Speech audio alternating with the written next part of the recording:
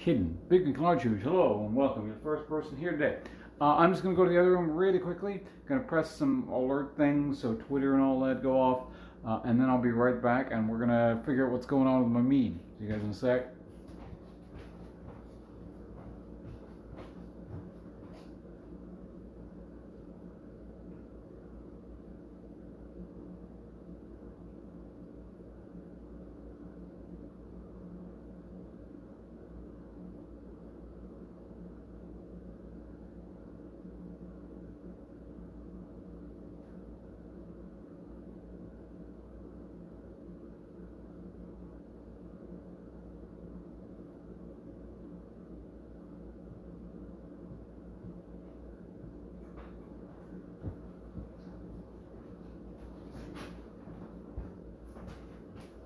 Alright, I'm back. So, where to get started? I guess bring the Mead out.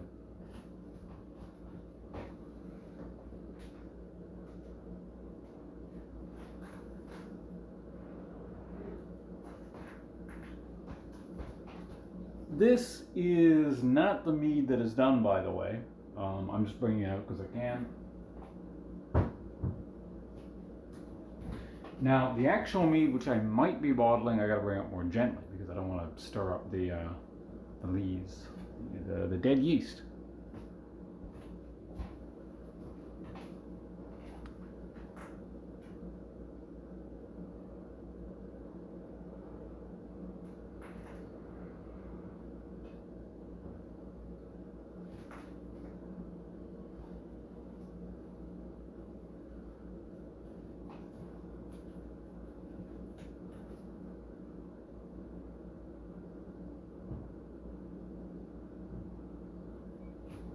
Alright.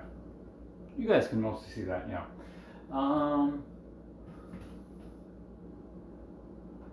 Yeah, so this one is still sending up tiny bubbles and it's almost like it's become more active versus time. I don't actually know what that means, but hey, so I might not be bottling yet.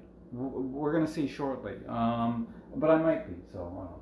Anyway, so the reason I brought this one out is this is the Methiclin I was making on stream, what was that? Almost a week ago now, like not quite a week. So this thing just needs a quick stir, or just a swirl. This helps it degas, keeps everything just moist in there, because you can see there's still like the raisins and the orange peel floating around, and it keeps just the kind of the yeast moving. Creates just a better environment for them to create alcohol in. It gets rid of more CO2, which I don't really like, so because they're just continuously making CO2. So anyway, that's all it really is. Just a quick little. Well, I can do a bit more. And you can see the airlock just bubbling like crazy now.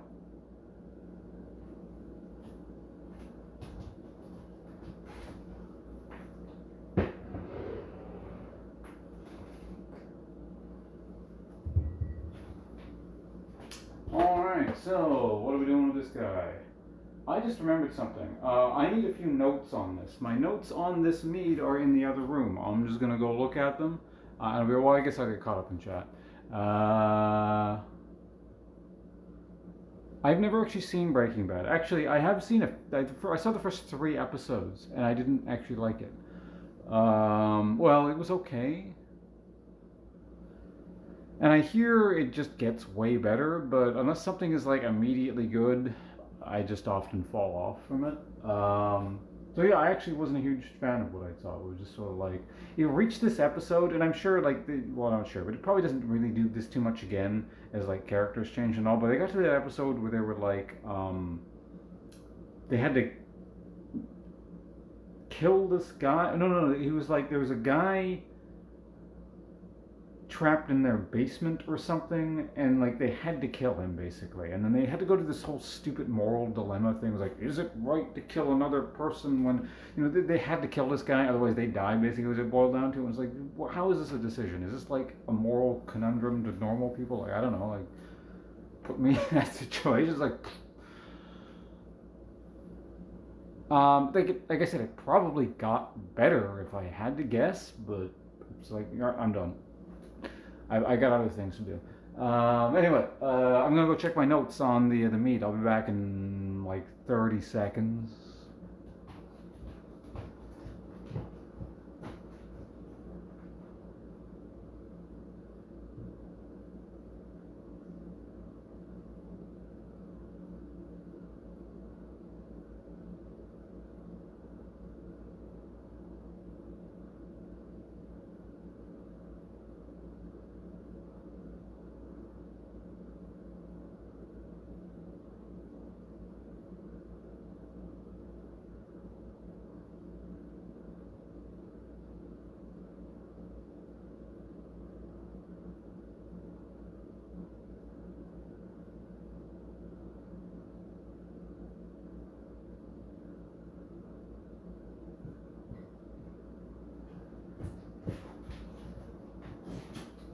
Okay, the last time I looked at this mead was almost 3 weeks ago.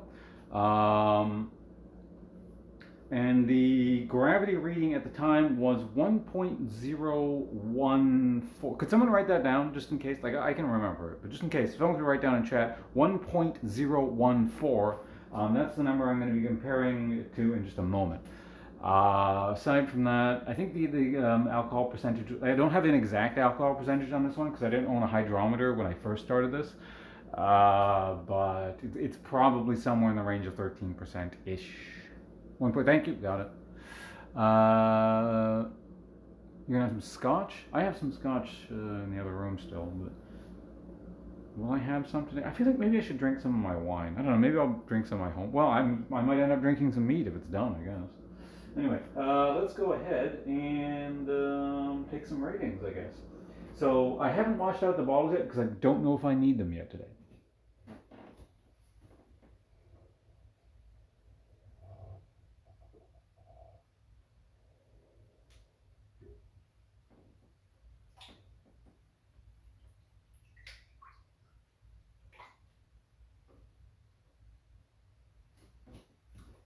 Smells the same as before, so it probably means it hasn't turned into vinegar, which is good.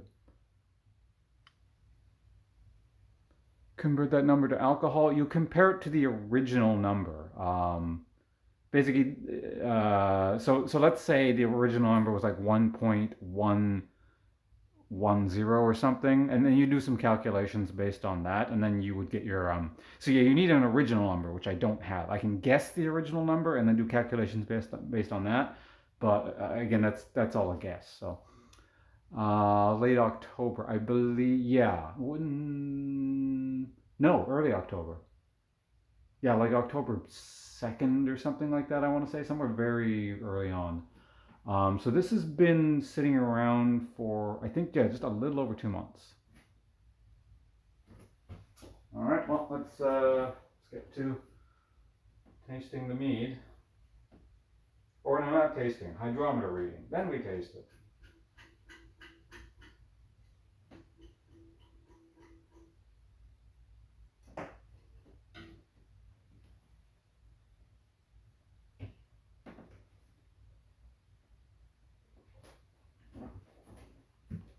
Mm-hmm. Okay, here we go.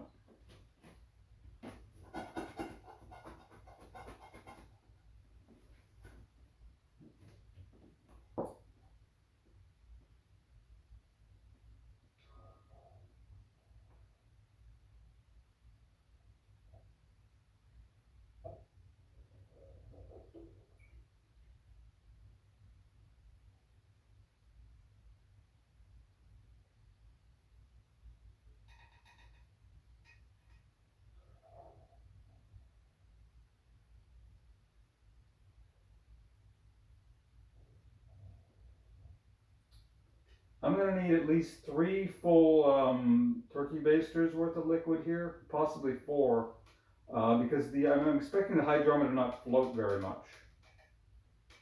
The less it floats, essentially, the less alcohol or the less sugar remains in the liquid. So,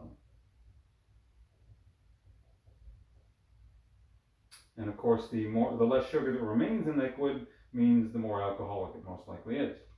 3 might do it. Hopefully, it does it. Oh, that is so clear. I'm going to bring the liquid over in just a second so you guys can maybe see it a bit better. Look at that. You can see me through the liquid.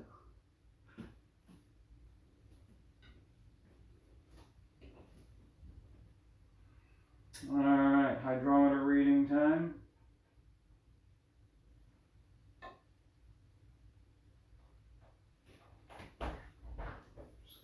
Where am I going to store this thing? No, whatever. I'll put it, you know what? You can rest in the sanitization fluid. Okay, so the reading here, let's give it a quick spin.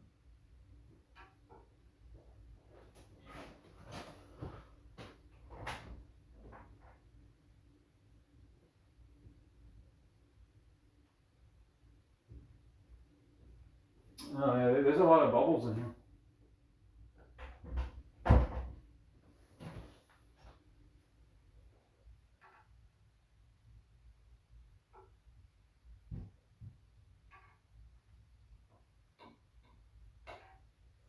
I'm spinning it to get all the bubbles off of it, but they just like more keep forming, so.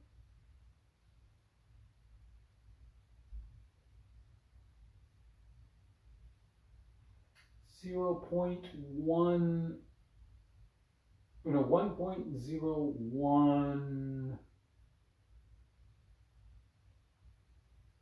it looks like. That's the same number. Yeah, it's the exact same number I gave you guys. Okay, so that's good. The bubbles that I'm seeing in there are not an indication of fermentation. They're an indication of, I guess it's just off-gassing a lot.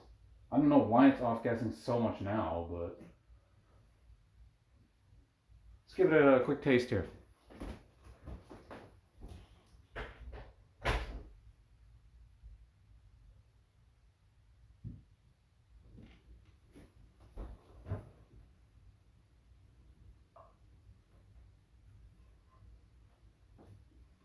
My usual tiny Turkish teacup.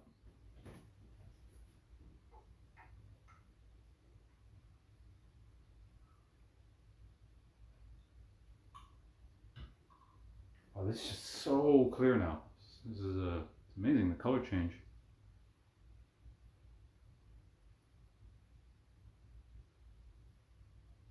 Smell is it's even more fruity now. I don't get any of the alcoholic kind of fermenting fruit taste. This is it's a lot of citrus, which makes sense, the orange peel. Honestly, the citrus is almost overpowering everything else. I'm not gonna say I put too much orange peel in. I'm totally cool with this, but yeah, man, that orange peel just did work.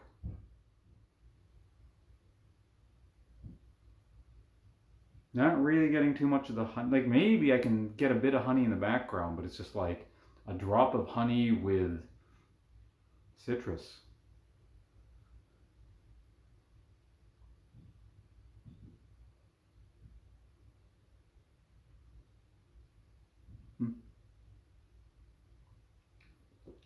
On the short sip, that's still quite, yeah, that's very effervescent. Starts off with a bit of citrus and then almost has kind of a beer-like finish, but that was a short sip. Let's try again.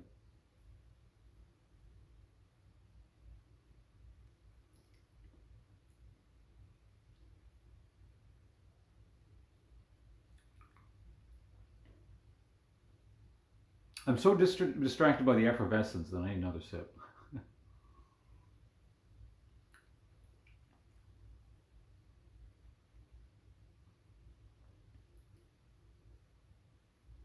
Okay, so it doesn't taste quite as citrusy as it used to.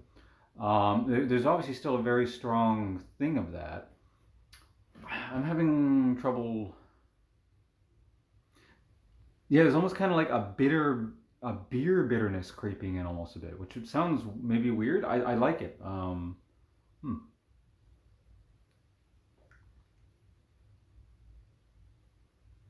It's almost kind of like it rolls off the effervescence. So you kind of get that busyness with the bubbles initially, and then there's a bit of a kind of a bitter beer note, I guess. I don't know what to call that. So like maybe a maltiness too. Is that what you call it? I don't have the terminology for this. I just drink this shit, and I'm trying to describe it for you guys. There's definitely a sweetness to it, by the way. Yeah, it does retain this. It's not like massively kind of cloyingly sweet, but it's pleasantly sweet. Um, like it's not even a dessert wine sweet or anything like that. I would compare it actually to the other wine I made in terms of its general sweetness. Maybe this is a bit sweeter, but it's kind of like there's a bit of sweetness to it, but it's not. I wouldn't call it the main thing there. It is a major component to it, but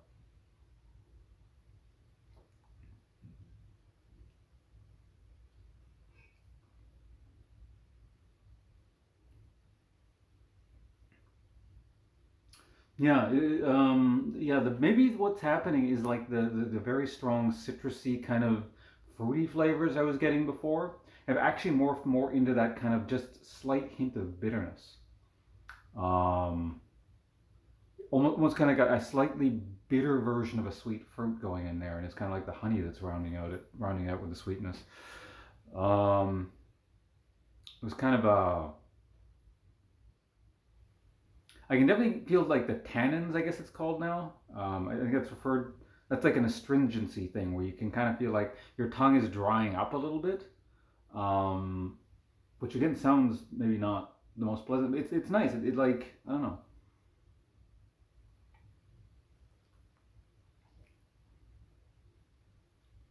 I like this though. I could sit here drinking this a good amount of it. Like I wouldn't drink maybe a whole bottle all at once kind of thing, but mainly because that'd probably give me a bad hangover because it still is mead. But well, I don't know. Since this isn't like a commercial mead, it's got nothing, no kind of preservatives, any kind of chemicals, nothing. It's like purely natural. Um, Maybe it wouldn't give as much of a hangover. I don't know. But that's good. Um, okay, yeah. As we got towards the bottom there, the effervescence wasn't like nearly as much. So it might just be a case of maybe I'll degas this now. I mean, I could just leave it there like that and have it naturally degas over maybe another, 2, 3 weeks kind of thing. You taking a type of beer? No, it's a separate category. Mead is mead. You can mix the two and have like a malt and honey alcohol mixture, and I think it's called a braggot. But oh yeah, the vast majority of the sugar has been eaten up by the yeast. I've actually the last time I messed around with it, I think I back sweetened it. So there is just completely untouched honey that has been sitting in there for about 3 weeks now. Um, if I wanted this, again, it's not a bad thing. I feel like it would be like it's kind of like it's somewhere in between where it's like again that's why I'm using the term effervescent and not necessarily fizzy. Because I wouldn't go as far as say it's carbonated. It's just like it's that when pop starts to get kind of flat and it's like still sort of fizzy but not.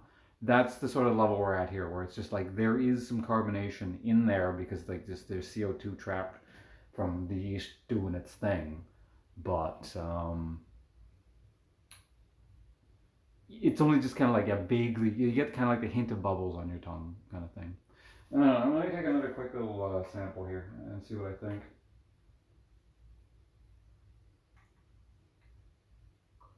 Some larger sample. Because here's what I'm gonna do. I'm gonna take the first sip here again when this should be effervescence, don't? Yeah, like I can pour it and see the bubbles. Okay, and so here's the plan. I'm actually gonna mix this up. So I'm gonna just degas it in the cup, um, and see how that compares. Because like I said, I can actively degas this. So there's things I can do.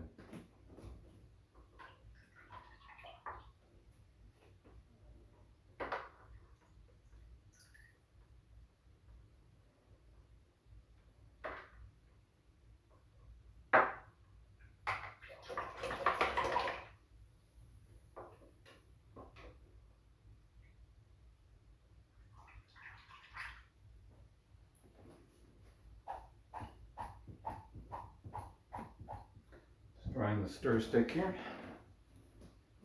Okay.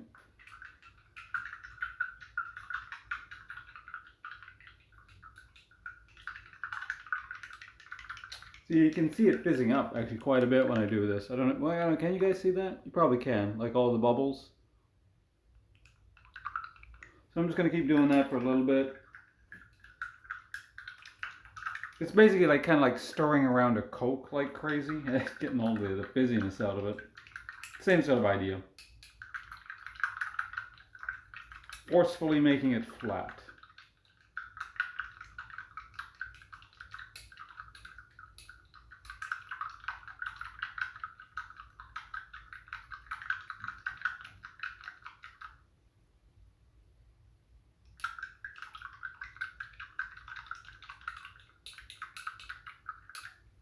There's still some in there, Jesus. It's really infused with the CO2.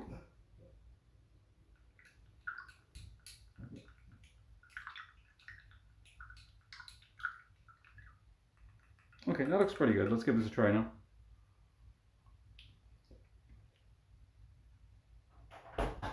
Yeah, that's much nicer. I mean, like,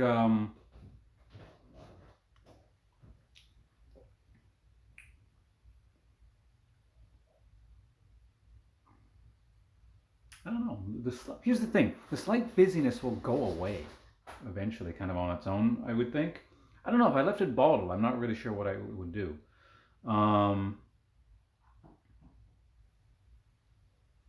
But yeah, the bitterness is actually coming out more and more now that they keep drinking this.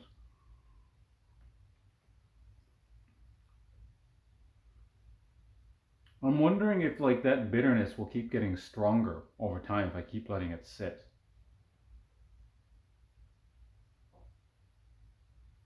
It's an interesting question. And whether or not it would change anything if I moved it to a different container. Okay, I think I am going to bottle this. I'm just going to be back in half a second.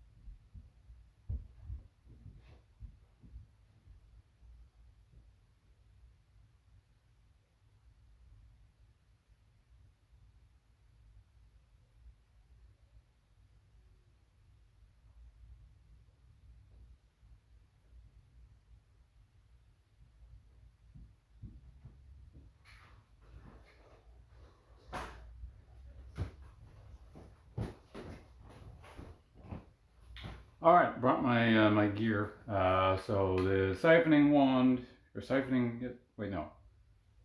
Auto siphon. That's what it's called. Auto siphon. Some tubing. And me drinking the last of my mead. Okay.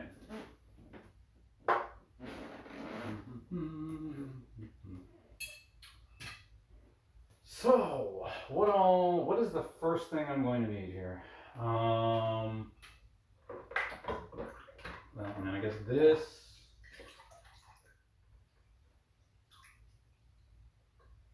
I don't actually need this anymore, I don't think, do I?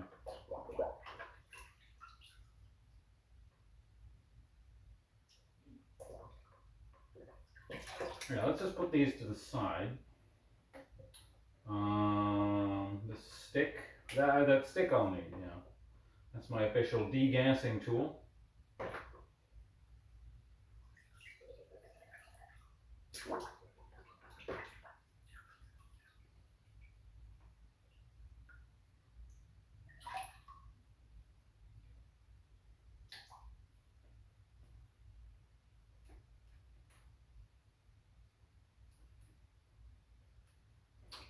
Move this over here, we don't need that one. Okay, so the first thing we're gonna need is, well, there's one thing that needs to dry, so let's get that.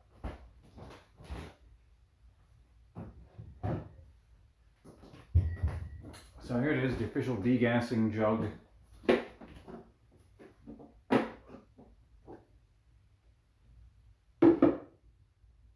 So this is going to need to be sanitized.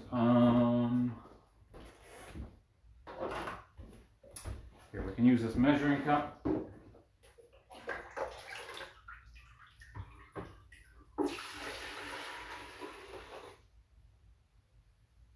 So what I'm actually going to do is, last time I filled it up completely, I'm just going to put the lid on and shake it around a bit over there. Now this is not airtight, so I'm just going to shake it around over the sink. I'll be back in like 10 seconds.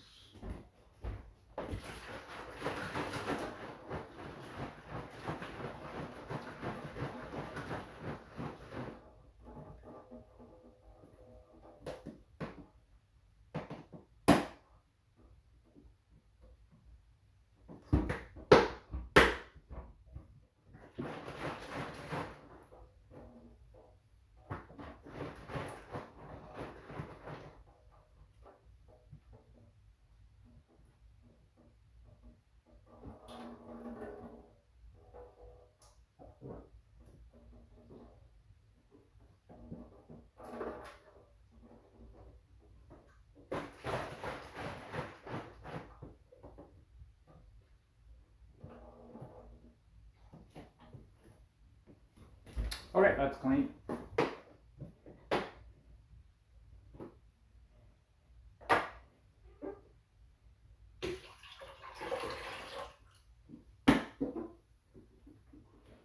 Alright, so we'll be needing that in a moment, so let's move this thing over here. Let's move some other things out of the way. Okay, what all is going to need to be cleaned? Well, I guess everything needs to be cleaned now that I know I'm actively bottling something. So we're going to need to clean the pipe, which is, well, the pipe's pretty easy. You just kind of, for the tubing, you just submerge it, let all the liquid get in, and have it drain out. Easy enough. Alright, so that's done there. What do we need next? What do we need next? Bottling wand? Yeah, I'm going to need that eventually. This will be convenient. Okay, let's just go ahead and use this thing.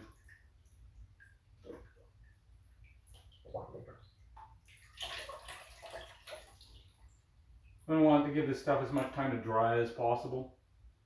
So it's good to just like wash everything at once. I'm not going to need everything at once. Can you guys still hear me when I'm back here, by the way? I'm assuming you can, because I'm speaking decently loudly, but...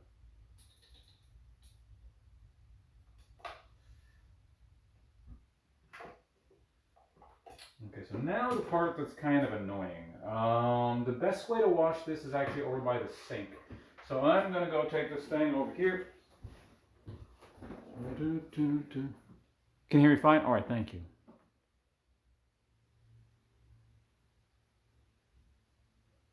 Oh yeah, someone's coughing in the background. Yeah, that's fine.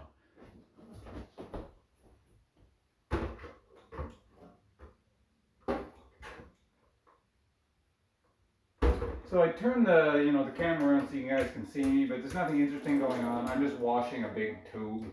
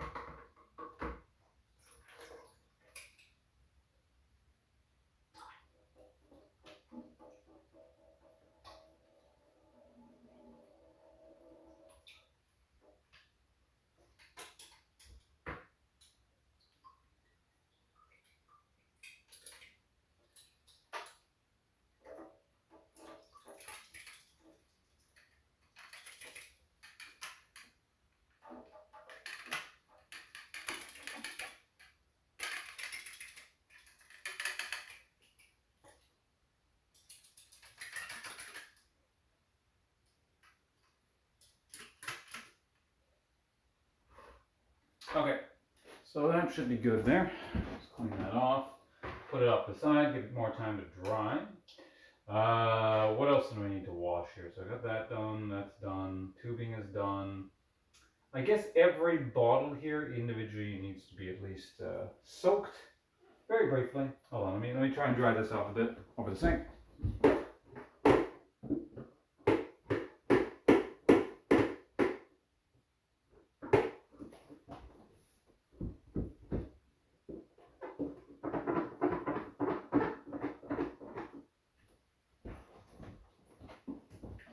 The Mead's going to be spending some time in there, so.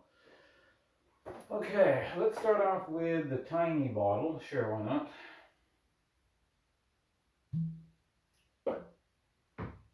These one at a time.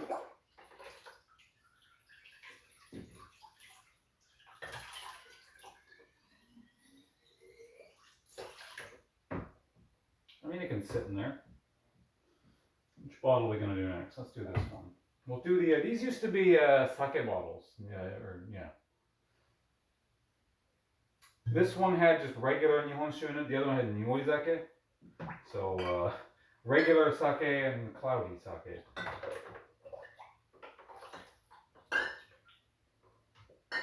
In fact, I think I made a Twitter post about these when I bought them.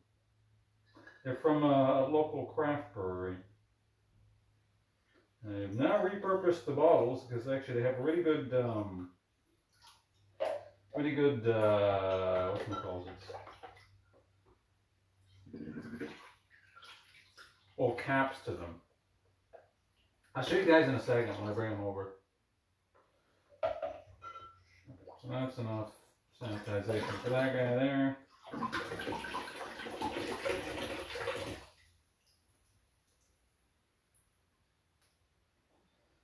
You can sit there for the time being. So they're like, they're half corks, half screw-on lid things. So they got like, I forget, I don't know what the term for these are. I'm sure you've seen these, but you know, they've got like, it's like a plastic lid you can kind of push on, but they're also corks.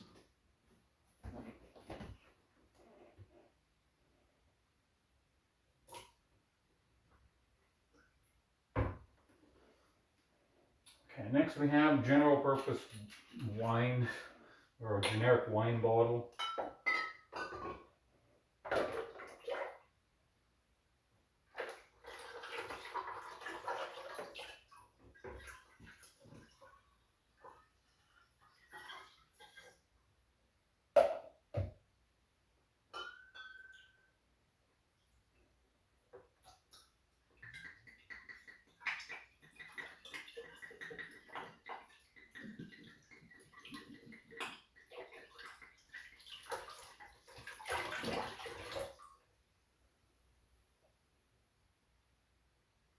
Get as much out of there as possible. There we go. Okay, that should be sufficient amount of time for the caps to dry. This cap goes with, right, this one. Not that it really matters which cap goes with which, but there we go, good enough. Give that a bit of time to sit in there. There we go.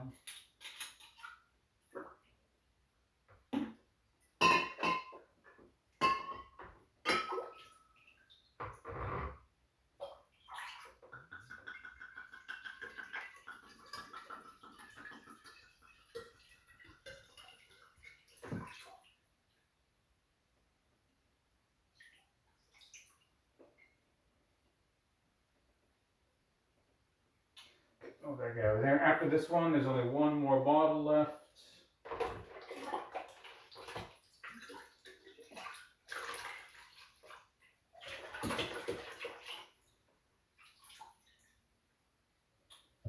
Okay, that cap went with. How many caps are in here? That goes with that one. That one goes with that one. Okay, no, we're good. We're good. We got this. All right, last bottle. Now this one is a fancy bottle. It came from Japan. I mean, it's a really cheap Nihonshu, but it's got like all the writing and stuff is etched right into like the smoked white glass. So I thought it looked pretty cool. It's got like a pattern on the back. Wondering it's back on stream, like in the brewing in general, or the mead? Because yeah, the mead's been 2 months in the works.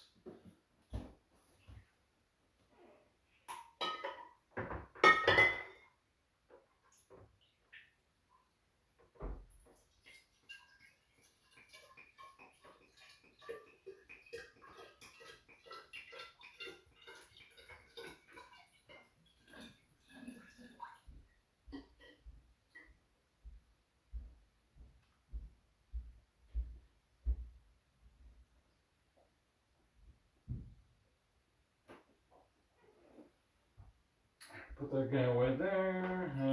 That's the there. So each bottle only needs to sit for a little bit. You know, this stuff I think kills whatever needs to be killed pretty quickly.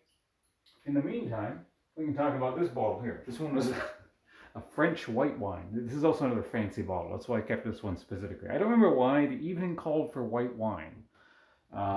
This is from years ago, so I don't remember what the hell the deal was, but it's French white wine.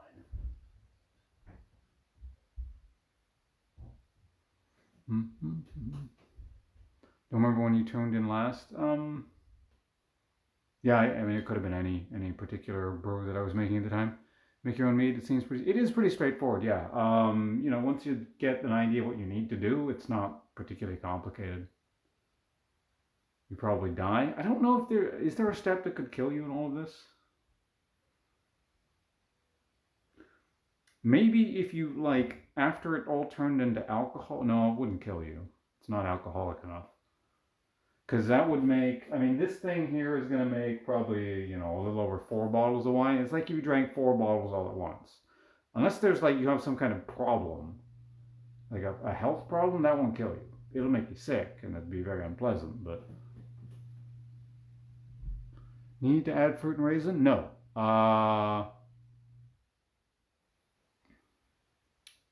Wait, what? Autocorrect? What happened?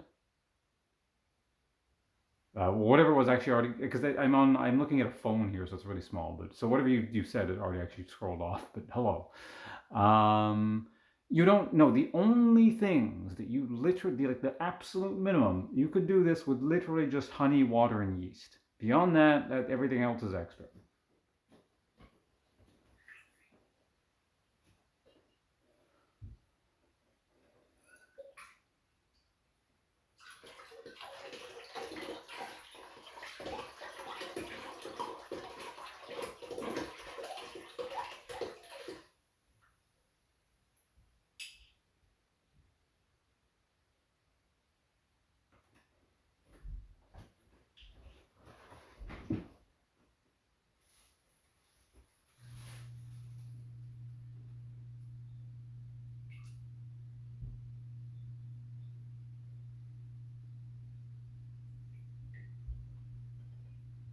Okay, draining the bottles because I don't, we're trying to get as little extra water in there as possible. I want the pure product.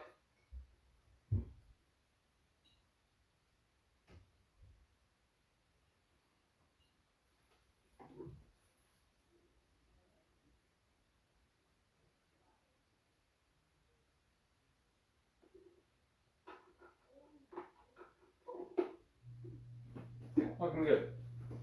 Okay, so now what we need to do here is we'll move this to the side for just half a second. I could just pour that in there right now, but we'll do that in a minute. Okay, so we got to put together the auto siphon. All right. Oh, and I also need my pot. Not that kind of pot.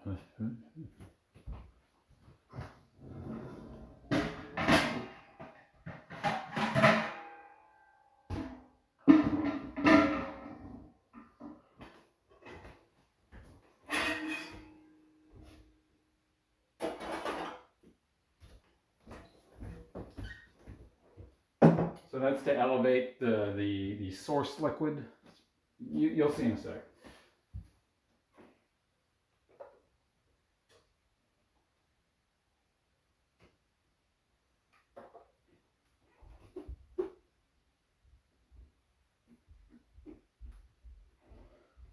Okay, so in order to be able to, I've mentioned this before, but in order to fit this onto this, I need to go run this under hot water because this is a soft plastic and it will become more pliable under when it's heated. Because otherwise it's going to be a huge pain in the ass to even fit this on here. I don't know, let me actually try. I've never tried doing this without. Yeah, that's just generally not a good idea. I mean, I could maybe get it on there, but... Oh, well, no, I can do it. Never mind. Well, maybe? It's like semi going on there. If I can do it without having to do that stupid hot water step, that would be convenient. But at the same time, I might also break the thing, so... Yeah, no, I managed to jam it on there. Okay, I'm not going to do that again in the future, because it was like... I pretty brute forced it there, and I don't really want anything to break, obviously. So that did get it on there. There we go.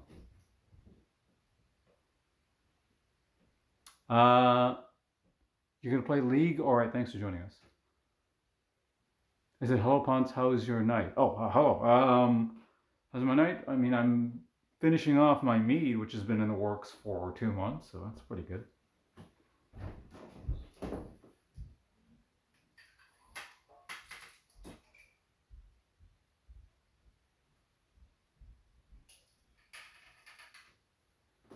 Okay, am I forgetting any step here? I don't think I am. I think we're just good, and I can go ahead and set this up. Let me make sure the camera angles are all properly here, because I want you guys to be able to see this stuff, so...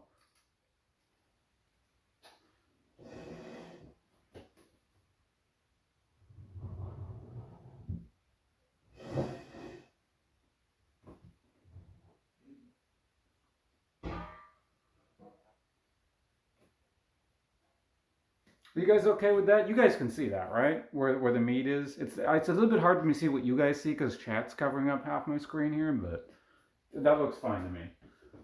If it's not, start screaming now because I'm about to start.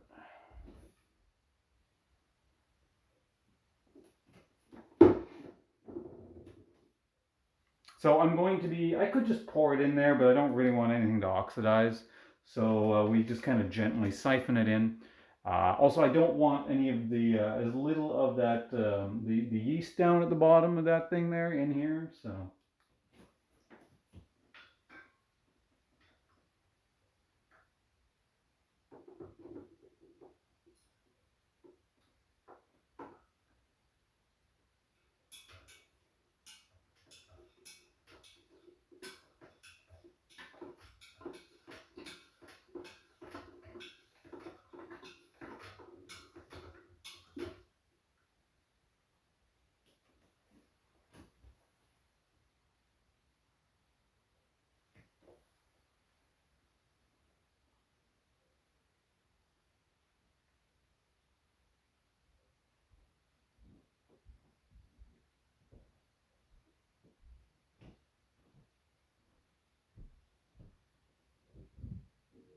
Yeah, there is so much CO2 in here.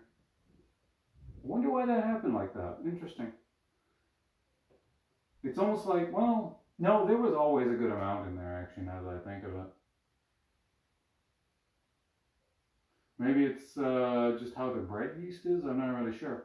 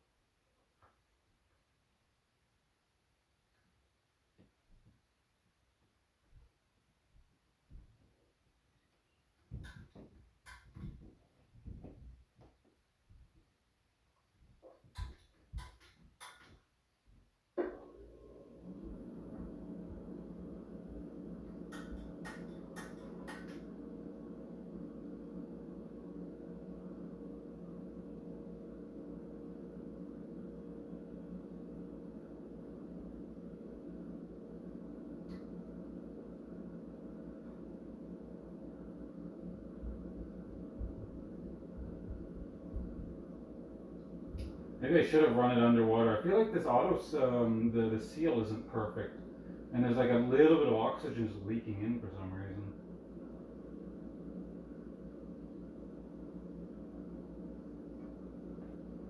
Anyway, there's more important things to worry about, which is like getting the liquid in here. That there's so much CO2 in here that it's actually creating these air pockets. I don't know. Weird.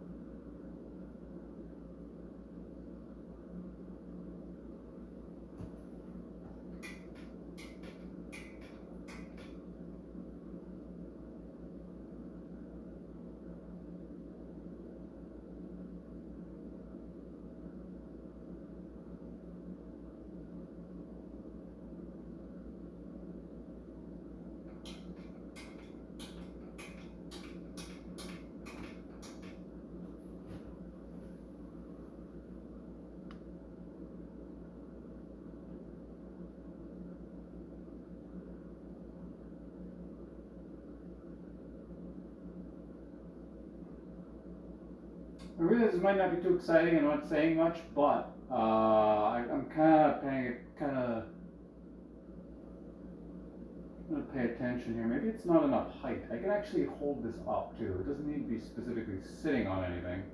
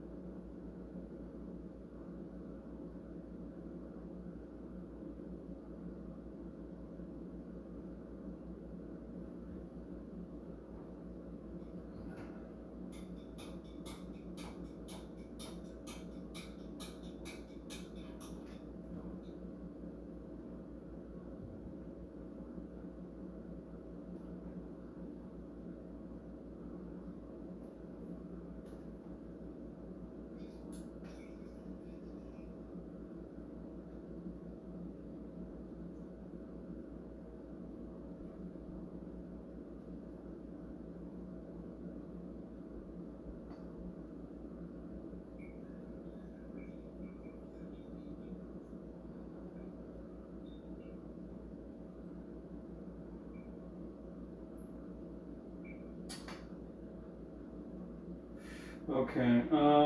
Yeah, that was weird.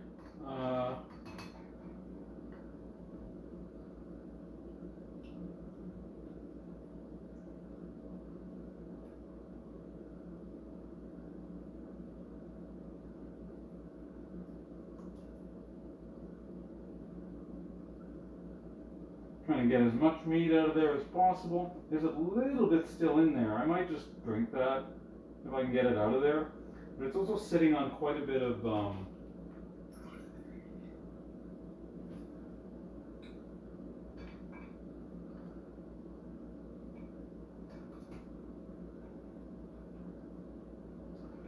stuff. So I'm just going to leave this here like this. I'm going to need this again later. I don't need to necessarily wash it, but I don't want to put it down anywhere. So this can sit here like that for now. It should be fine. Okay, so that was weird. Like I said, it was bubbling a lot more inside. It might have been hard to see from back there, but there was a lot of gas getting inside that tubing there. And I don't know if that was the excessive amount of CO2 in the mead, or if it's just like the seal wasn't tight enough because I didn't use hot water to get it on. I'm not really sure. So probably for the next bit, what I'm going to do is I'm going to actually I'm going to take it off and put it on there more tightly. Okay, but for now, what we're going to do is we're going to be mixing this up. I'm going to degas it, is what this is called. Getting the CO2 out, because I don't really want to bottle this while it's all kind of carbonated-ish. And by carbonated-ish, I mean, yeah, somewhat carbonated. Which is, like I said, pleasant. It just, from what I was trying, it's better when it's not. So this is going to require some fierce stirring here.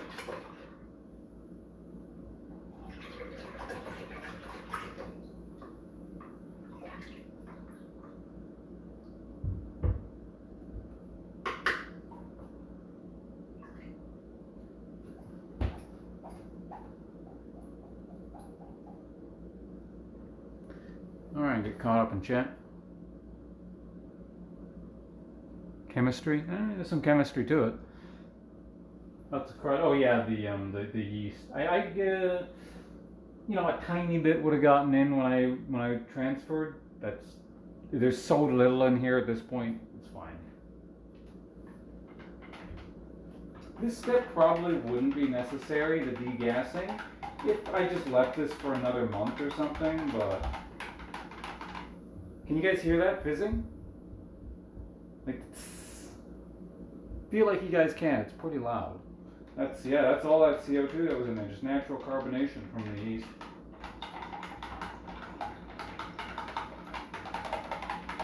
I think one thing, one of these days I'm actually going to try out like a specifically carbonated, like a sparkling mead. I think that'll be neat. But that's not what this is supposed to be, so. I mean, I could have if I guessed, I probably could do something where I just take champagne yeast, dump it in here now with some extra sugar, and make this sparkling mead, but not this time. Sometime in the future we'll do that. That's a future project.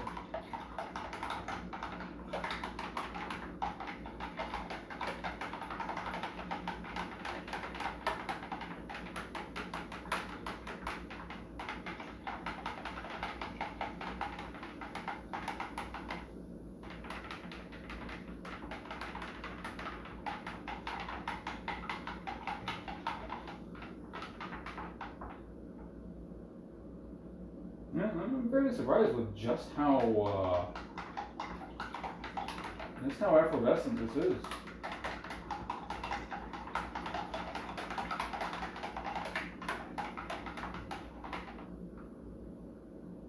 Yeah, each time I do it, it's still fizzing up quite a bit. Not as much as the first time I stirred it, but still enough that I'm going to keep stirring. So I'm going to keep doing this until basically when I stir a lot, it's not a huge fizzy reaction.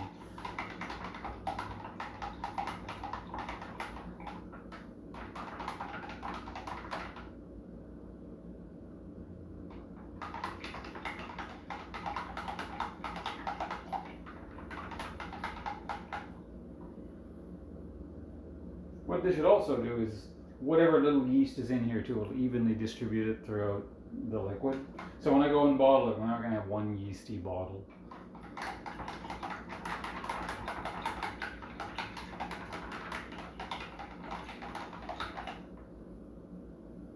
And my arm is getting tired from doing this.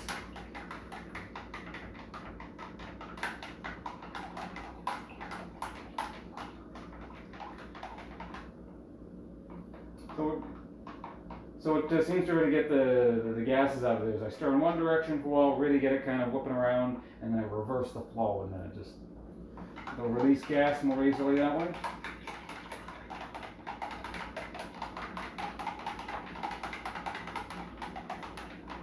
Well, whipping it around is not the right word for it, because I don't want it to be too volatile and get too much oxygen in there, not even at this point, so.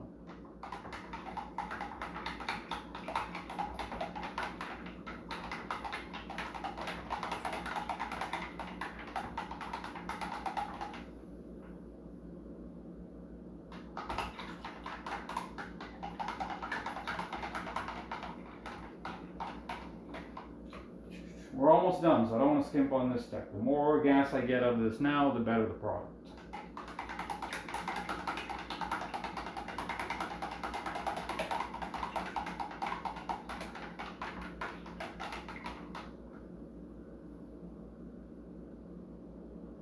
Where did my sample cup go? Oh, I put it over there.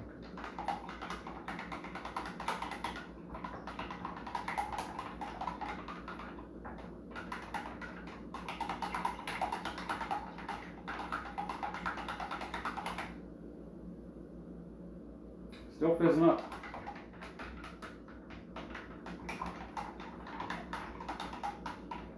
Like, I mean, at a certain point, it's going to be absurd to keep doing it. Like, it always, there'll be something coming up. If I keep mixing it like this, there's definitely a point of significant diminishing returns. I'm not going to be doing this for like 10 minutes or anything. Maybe just like a few more minutes, or maybe not, like maybe a minute more. I think probably I'll do it.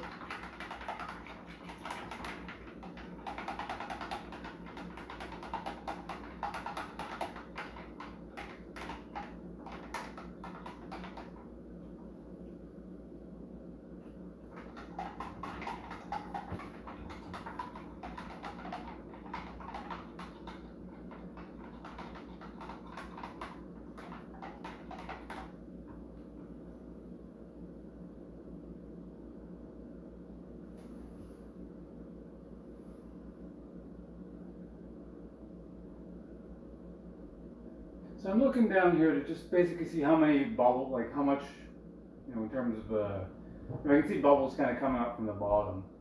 If I don't see too much of that, it probably means we're basically done. And I'm also going to take another taste of it in a minute, so I'll do that as well.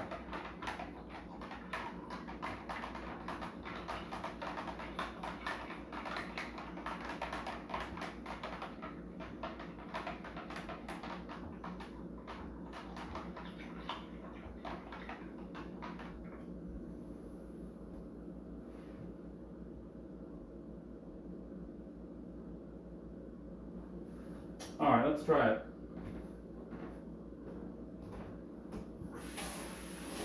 I'm just going to scoop my cup directly in there.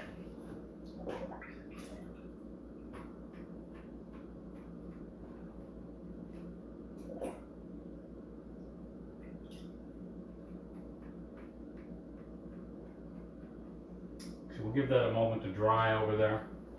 In the meantime, I just could stir it a few more times. It is still actually fizzing up a good amount, so.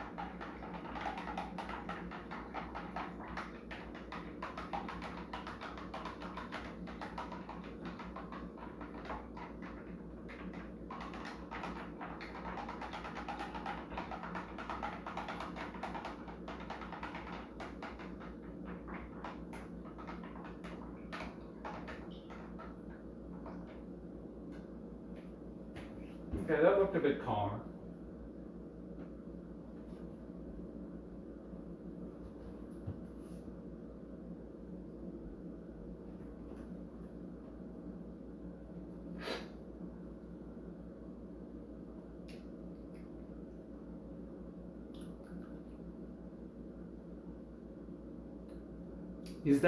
That's kind of straddling that line of am I done, or could I mix it a little bit more?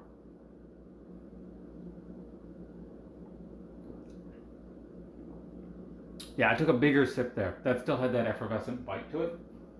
Bite is not really the right word for effervescence, is it? But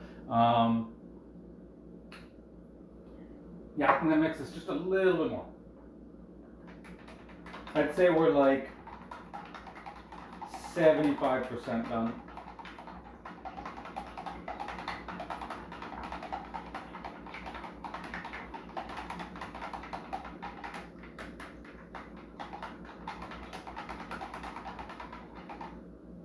Now, if I knew this would just go away on its own in the bottle, like totally, I'd let it do that too. But the thing is, obviously bottles only have so much space, right, for like gas to escape into.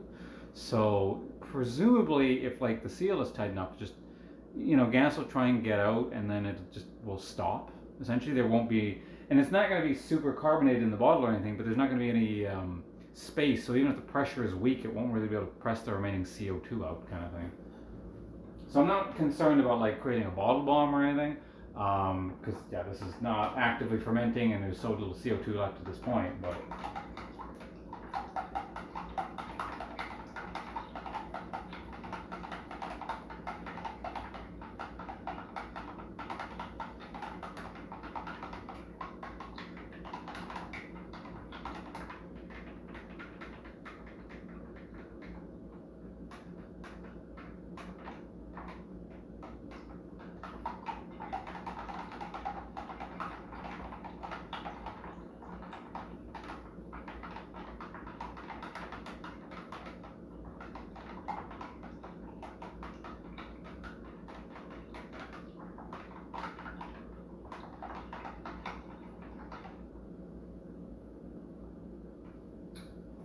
Yeah, that was a pretty tame fizzing reaction there, so we're getting close.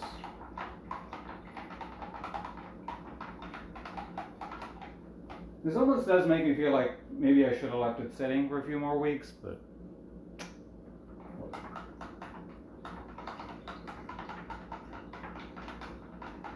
at the very least, I probably wanted to get it off that yeast. I don't think that really matters, but I don't know. It's weird. Like I said, I'm not totally familiar with all the science behind this, and it was like I definitely saw the bubbles coming up from like the layer of yeast at the bottom, the lees, from in like the solids down there. So it's almost like they were still producing the CO2 or something, but they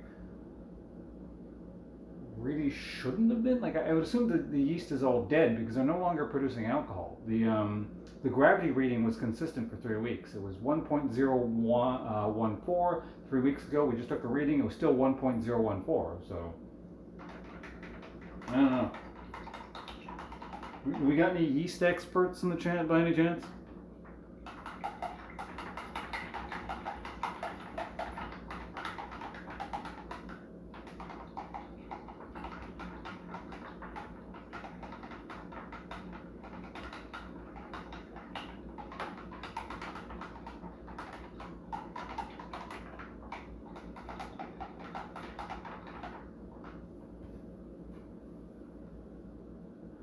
The smell was nice though.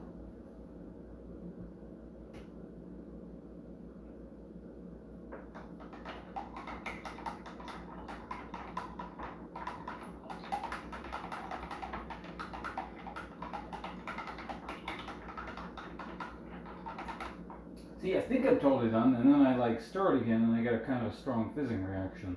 Maybe it's a case of I gotta leave it for a little bit, and so if I'm continuously stirring, it doesn't do quite so much. I'm gonna test. So we're gonna leave this for like 30 seconds, and I can come back to it, and then just like stir it. A lot of these steps are still new for me, so I have done degas. What did I degas? I think I degassed the.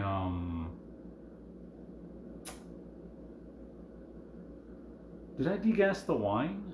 I feel like I did.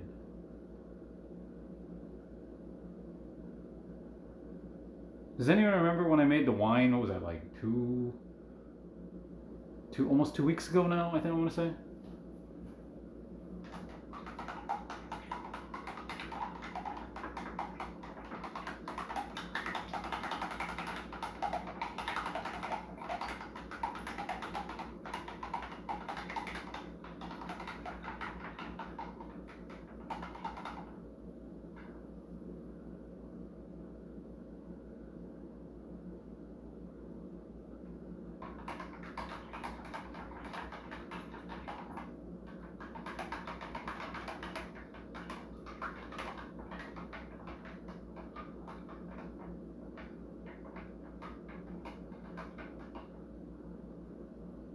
Okay, I'm gonna take one more taste test.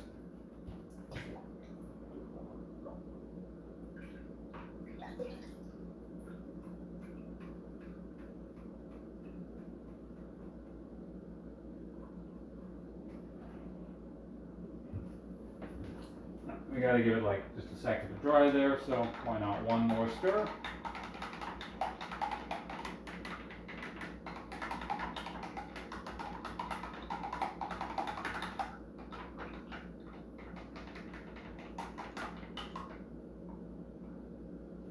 Alright, that looks good.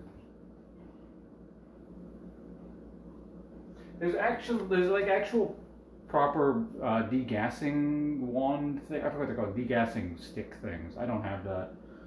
I wonder if that would probably speed up the process. I imagine they're especially designed for it. But I got a bamboo skewer, so.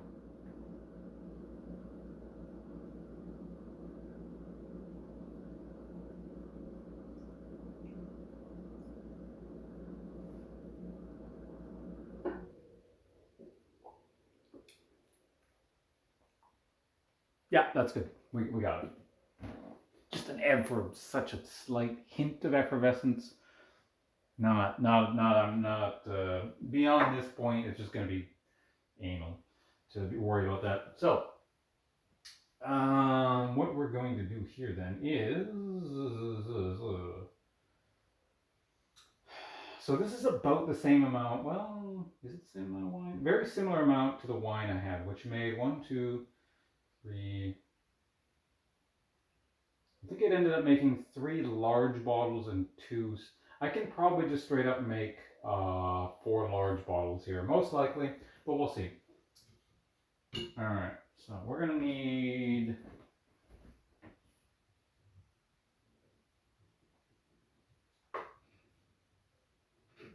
these guys over here.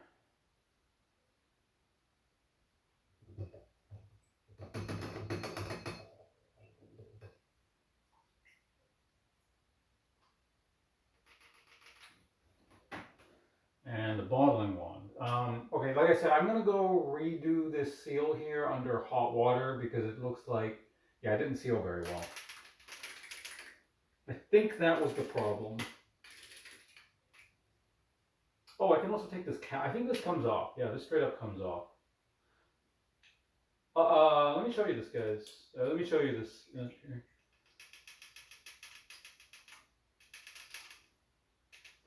So this cap used to be on, like this.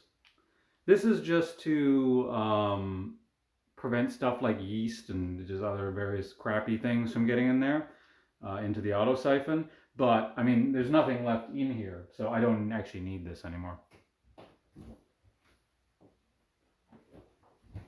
I just learned that the other day by watching a YouTube video, and I have hiccups now. Goddamn. So yeah, anyway, like I said, we're just going back over there. I'm gonna redo this seal under hot water, and then I gotta put another thing on this end, so I'm gonna need hot water again.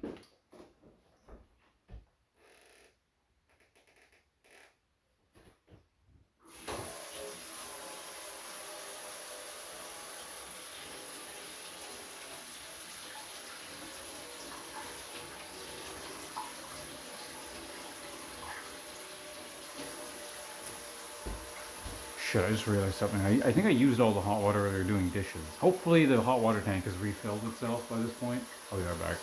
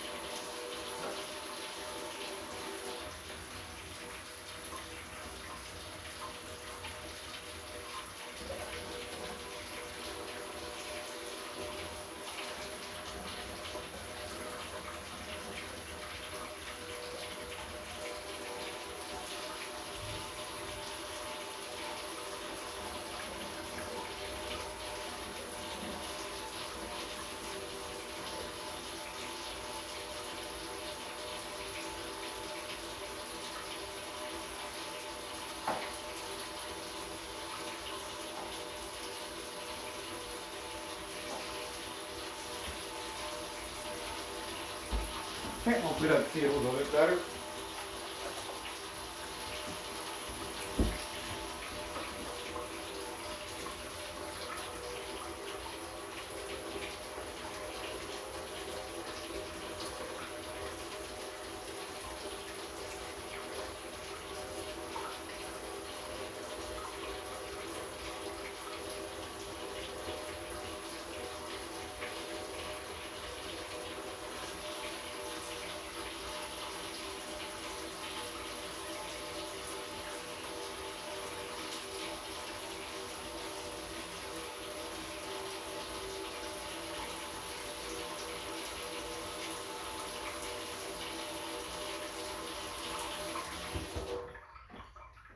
Okay, got it. We're good.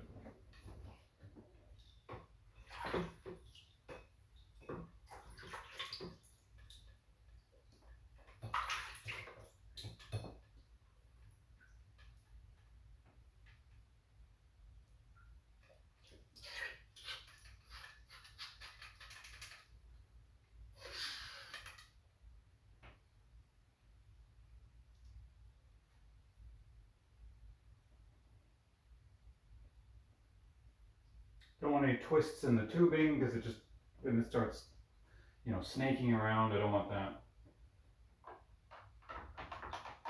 One last stir here for good measure.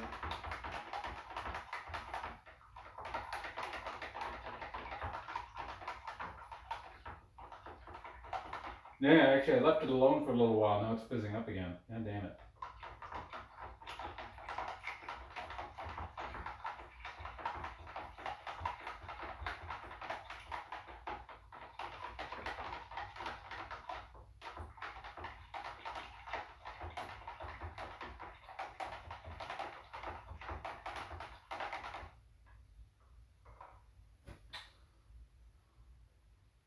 Oh, man, that's actually an impressive amount of CO2 that just still got released there.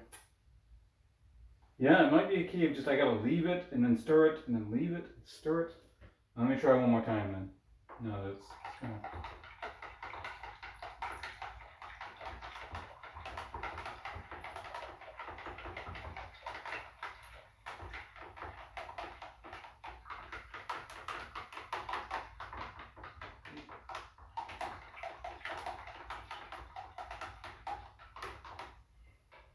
Because you gotta think of it this way. Every bubble of CO2 that I get out of there now is that another bubble of CO2 that's not going to be in the drink itself. Okay. Where's the phones? It's sitting on a selfie stick, which has been taped to a chair. So it's probably at a bit of like an angle, right? Kind of like slanted, like that way a bit. Because yeah, it's not straight.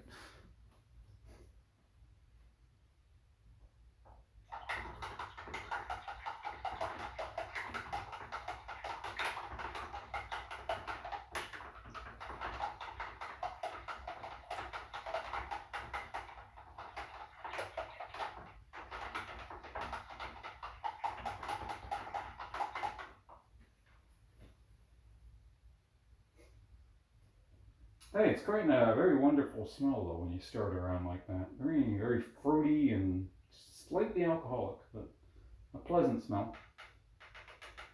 But that is going to be enough for now. I don't want to do this. I don't want to be sitting there doing that forever. So that's going to be that. Let's go ahead and move this up here. And yeah, individual bottles. Which one are we going to bottle first?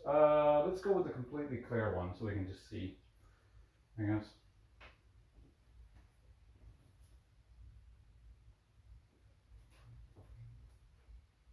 Get as much water out of there as possible. It's had a good amount of time to dry, but actually, wait, I gotta go bottle after bottle after bottle, don't I? Yeah. So I gotta I dry them all.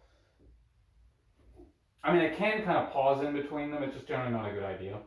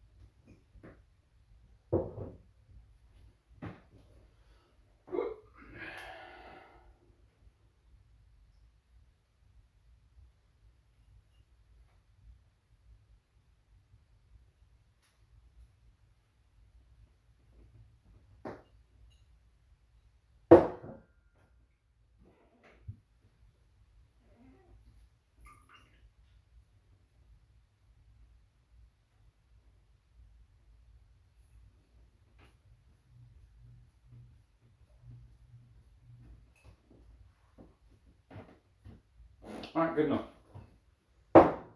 Okay. It's annoying that I gotta keep holding this.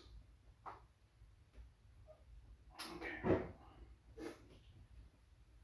All right, bottle number. Before I start bottling, let's see if you guys got any questions or anything. Nothing? All right, we're good.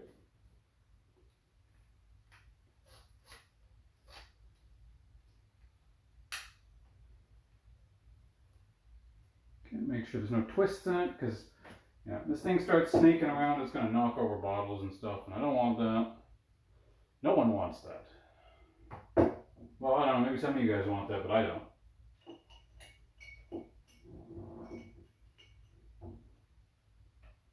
You know what alternative I could do is I could just put the bottle on the floor.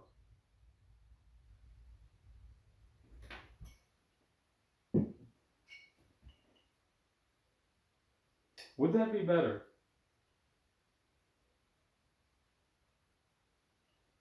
No, no, it wouldn't. That would just be really awkward. Alright, here we go. Let's get started. So once you start this process, you know, you can take a pause, but it's kind of just better to get it all done at once here. So there we go.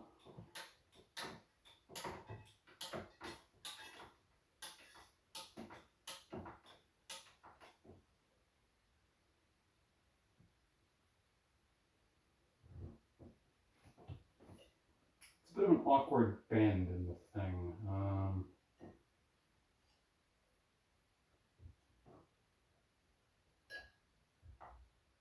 I'll hold it like that. That should be fine. Here we go. This is our first bottle of mead.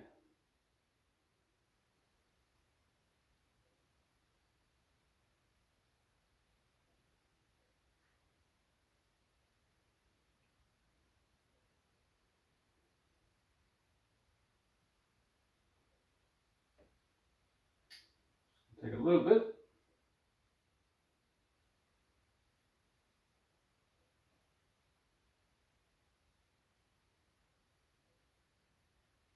Let it go right up to the top.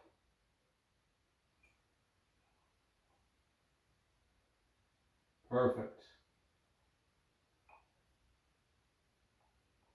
Bottle number 2 will be this one.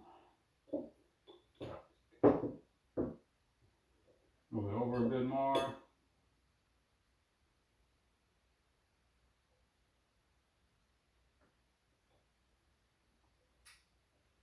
Gonna move this out of the way. And this guy maybe over here.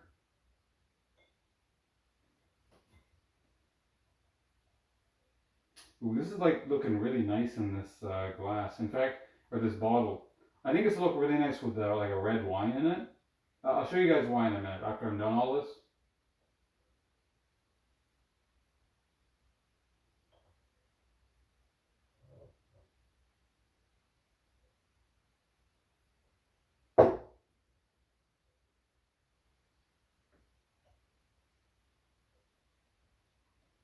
Let me look in here. We're gonna be able to get 4 full large bottles. I hope so.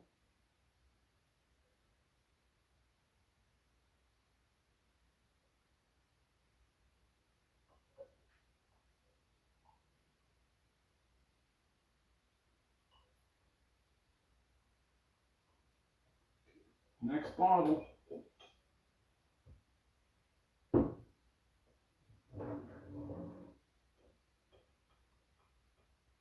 This one's a darker bottle, so it's a bit hard to see where the liquid is at, but I'll manage.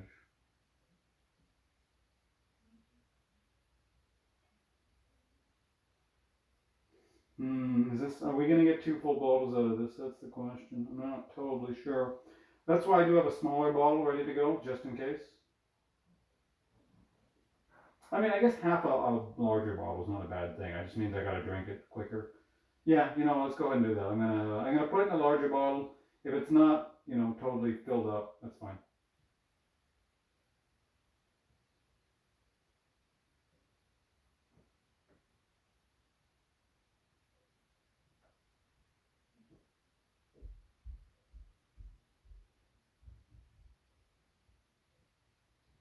Whatever the case, this one is going in much more quietly. No, you know, the other one had tons of just gas inside the tubing. So I'm not really sure where that was coming from still. Again, it was either just the CO2 that was already in the mead, or just like the seal was imperfect for the tubing. But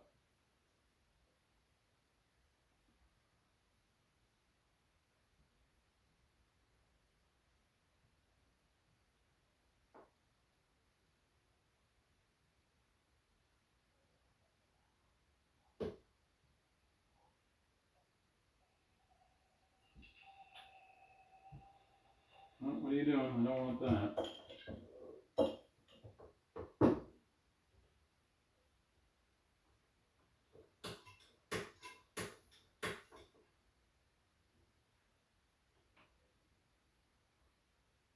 Alright, last bottle here.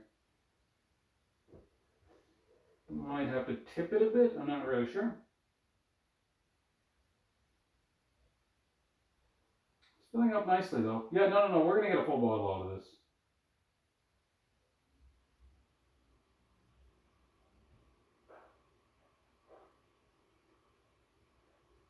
Not gonna say easy, but 90% chance we're actually gonna get a full bottle and have a little bit left, actually. Kind of makes me question if I can even get maybe that tiny bottle worth out of there, or at least part way in.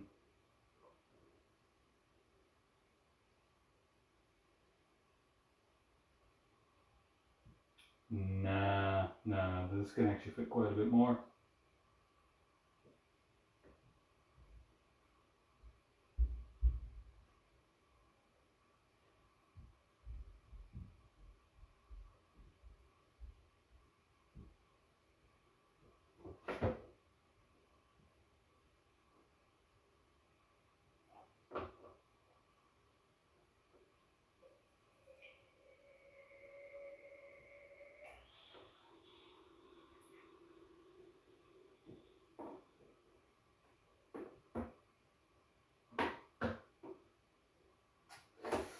I don't know, what can we, no, that's just like a small glass. That's fine.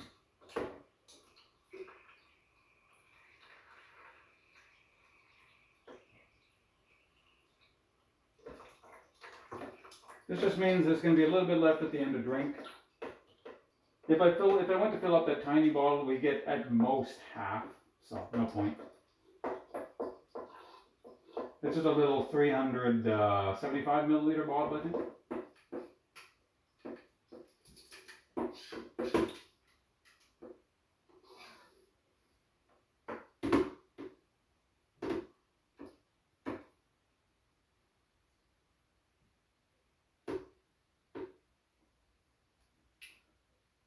I get all the meat out of this as possible.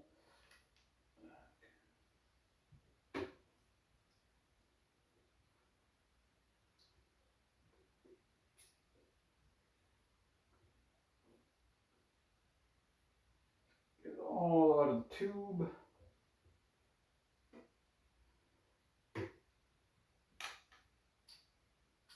This stuff's good, so you know, the more I get out of this, the tubing here, the more I get to drink.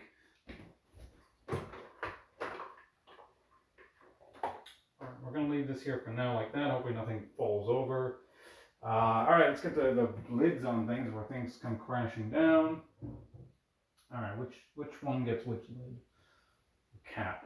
There we go. That one gets that. That's the fancy French wine.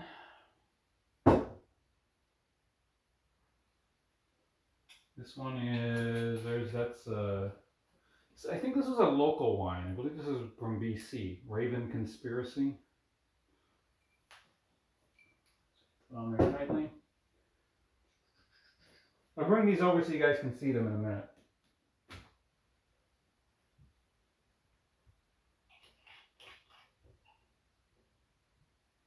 That one's the, this is right. This is the sake bottle from Japan. Gekkekan Niorizake.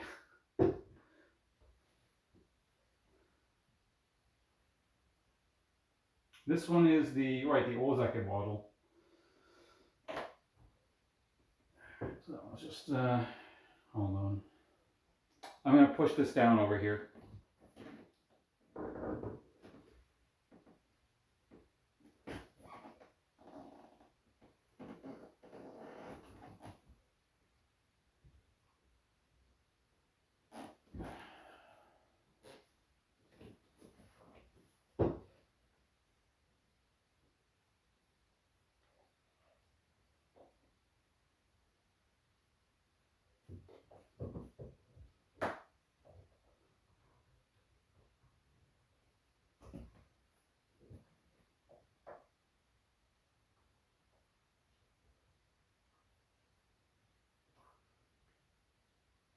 Oh yeah, that's on there pretty tight. We're good.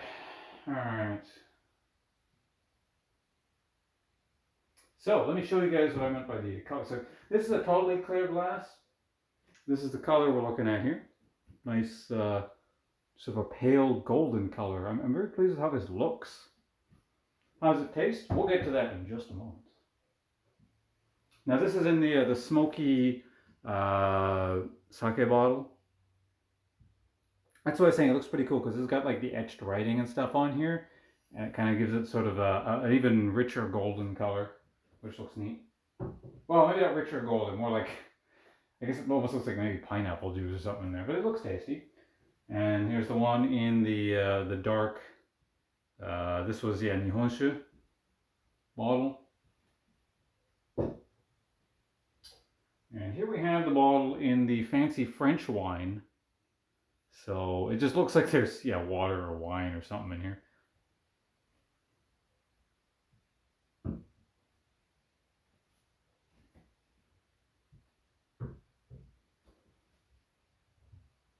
I guess I could have gotten a little bit more in there. I didn't, that was the last bottle I poured, so it was a bit tricky and I didn't want it to overflow. So, all right.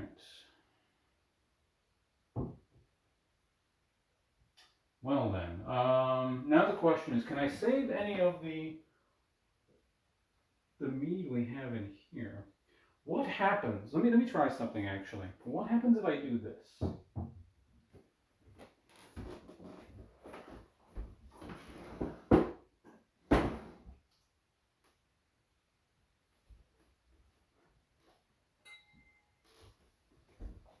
This is an experiment. I mean, that's all going to go to waste anyway, so I may as well try something here.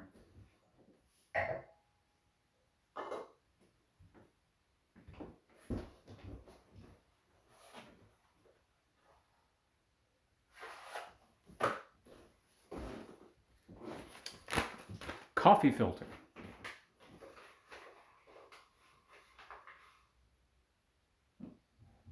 So I'm going to see if I can separate, well, try not to pour as little of the yeast as possible in here, because it is pretty murky, right? But there is still a bit of separation, like I can see it at the bottom.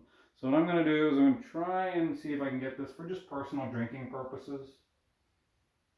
I don't know if it's going to work at all, but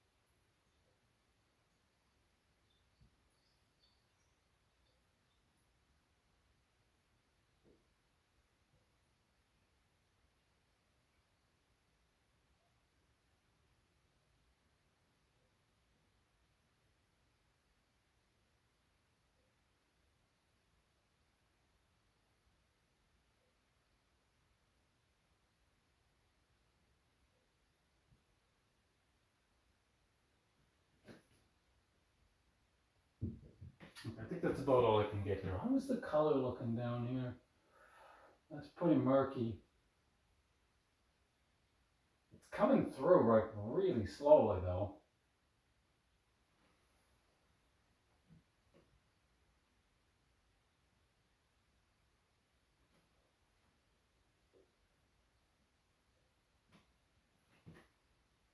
Yeah, it's coming through like drop at a, like going drip, drip, drip, like a drop at a time.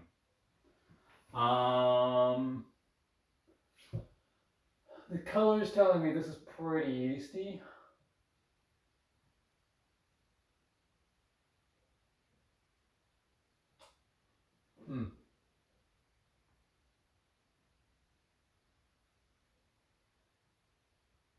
Well, I don't know. We'll leave that for a minute. Like I said, it's just kind of dripping through super slowly. We can do other things in the meantime. I mean, if it just gets like the worst of the yeast, And that's drinkable. That's fine too. And how much leaves do we have? Yeah, so most of it's still just kind of sitting around here. See, it's like murky, gunky crap. Haven't talked in ages. When is the hell? I don't think I have either. The last little bit, and they actually, you guys saw me use this bottle. The last of it when I was cooking I was doing the Mabo Dolphin stream. That was this one here. So that was like the last little bit in the bottle. But yeah, I haven't actually drank any in a while. Right, I said I was gonna get to the taste, wasn't I? Well, we can make a separate cup out of that one.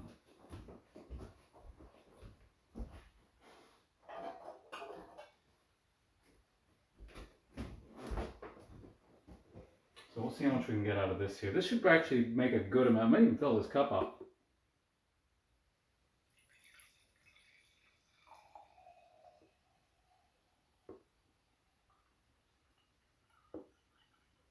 You know what? I might have been able to actually make that tiny.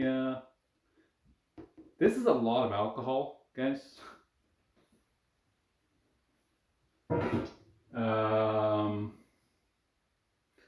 It's probably about like 13%. There's like 2 glasses of wine in here. Could I put this into here? Do I just want to drink it all tonight?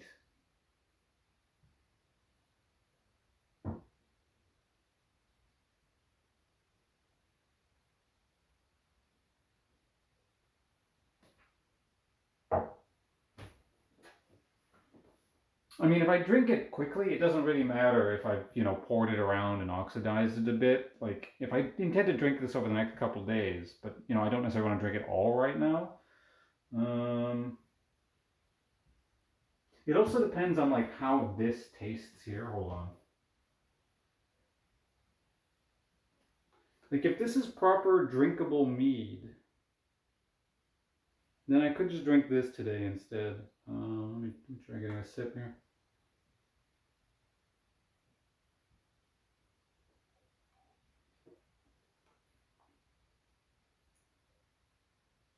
That is very effervescent, but it tastes good actually. Yeah, this is drinkable.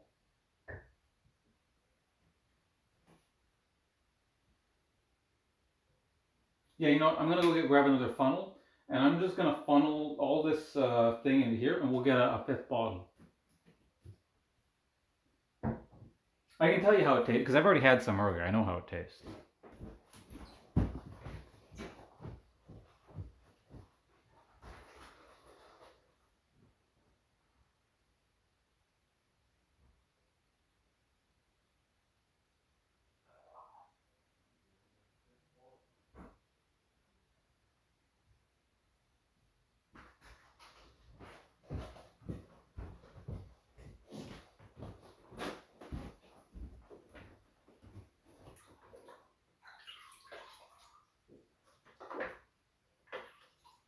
I'll still technically sanitize it. It's kind of irrelevant since I didn't sanitize this cup, but I actually just washed this cup about 30 minutes before I streamed. Like soap water, like proper. I was washing all the dishes, so it's relatively clean. And like I said, I don't intend to keep this bottle sitting around forever. This one's going to be the first to go, in fact, when I actually decide to drink some mead.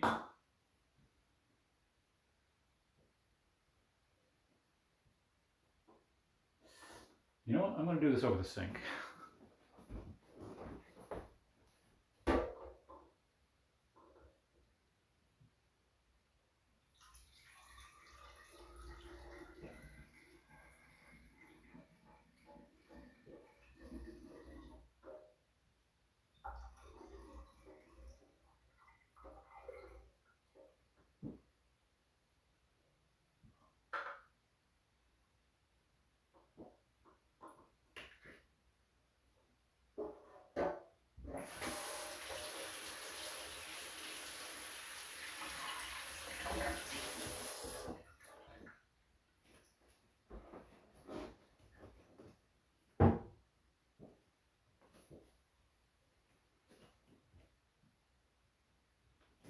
All right, so that made a perfect fifth bottle. Look at exactly where it stopped.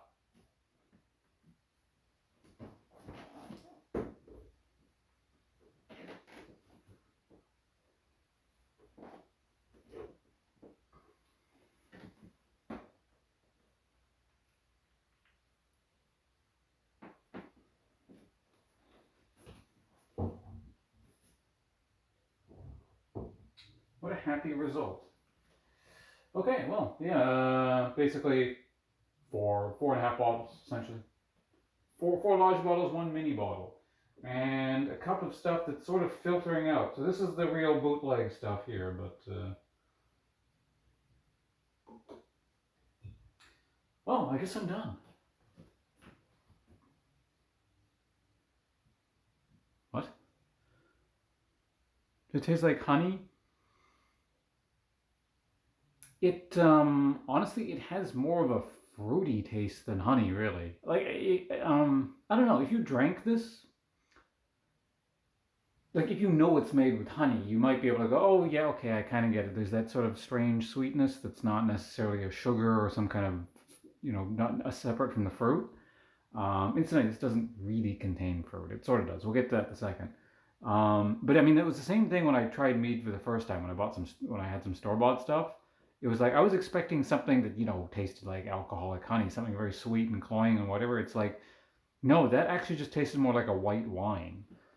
This doesn't taste like that, but at the same time, it doesn't it basically doesn't taste like I'm sitting there drinking honey. It's like I'm drinking something alcoholic that's kind of sweet and kind of fruity, but it's not a wine. So I don't. The way I described it earlier was, and again, I still feel like this is a terrible description, but it's the best one I think I've come up with so far. It feels like I'm tasting a high quality, classy, really good alcoholic Five Alive punch. So not Five Alive punch, but if you somehow made Five Alive punch classy and like with good quality ingredients and stuff in there, and it was actual juice or something, it would maybe be something like that. And the thing is, it's not really, there's not like much fruit in here exactly. Like there was orange peel and there were raisins.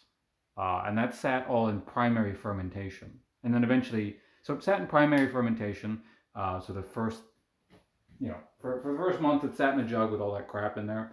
And then I moved it for the second month into just a new container, and it just sat in there on its own and just sort of sat there and conditioned.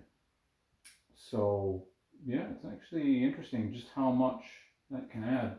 Is this thing still filtering? What was going on here?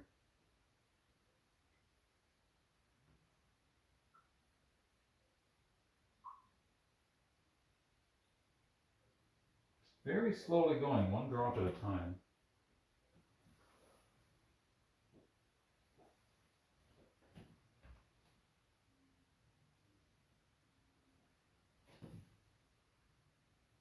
Well, I haven't gotten any murkier, so I'll leave it alone.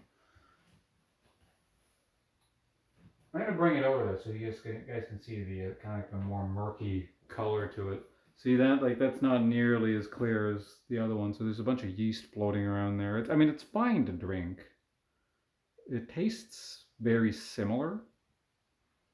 So compare that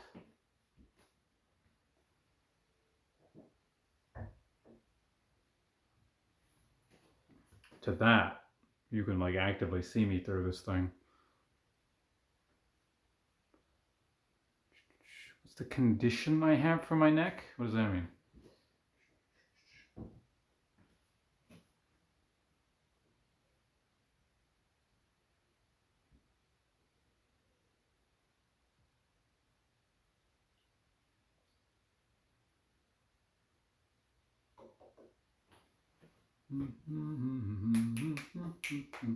All right, so I'm just gonna go leave this soaking in the thing. The mead is, yeah, it's finished. I mean, I can just sit around and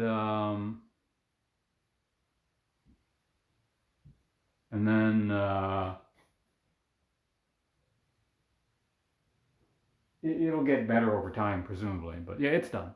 Stiff, probably because I'm streaming and that's not a natural thing. Or I'm actively doing something that requires my concentration, but at the same time, I'm trying to focus on you guys and talk.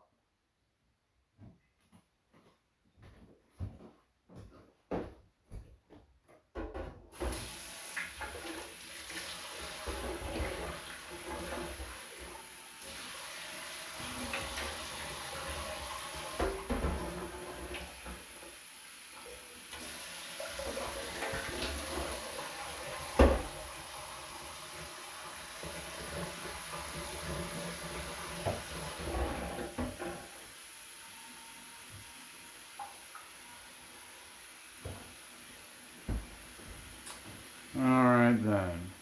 Hmm.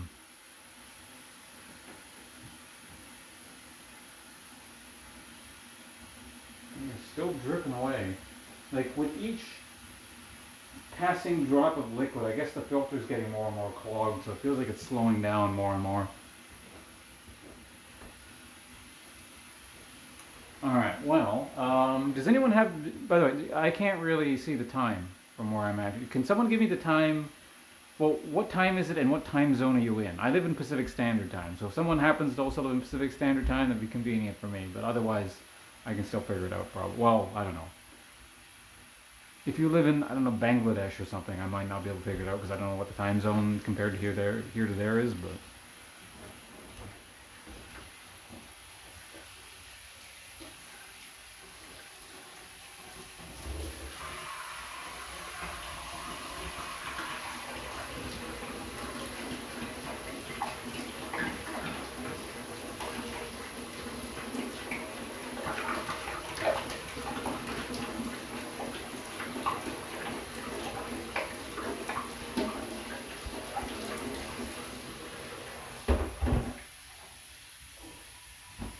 Mm-mm-mm.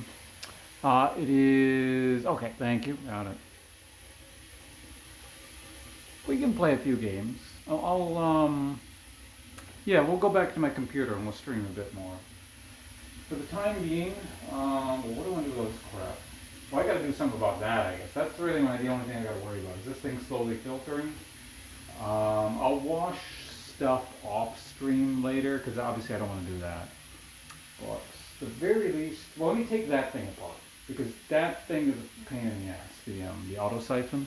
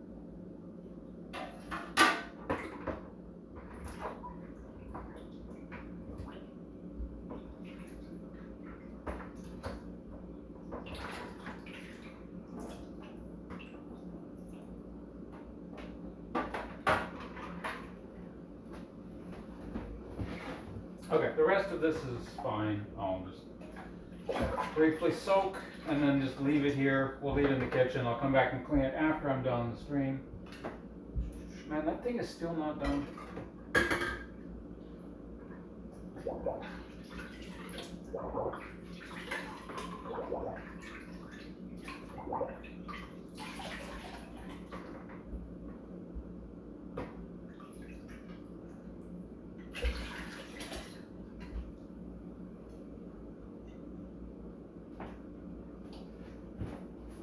Maybe it actually isn't filtering. Can't quite tell.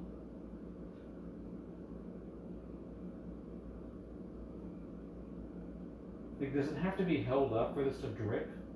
Do I have to sit here like this, letting it drip the whole time? Oh.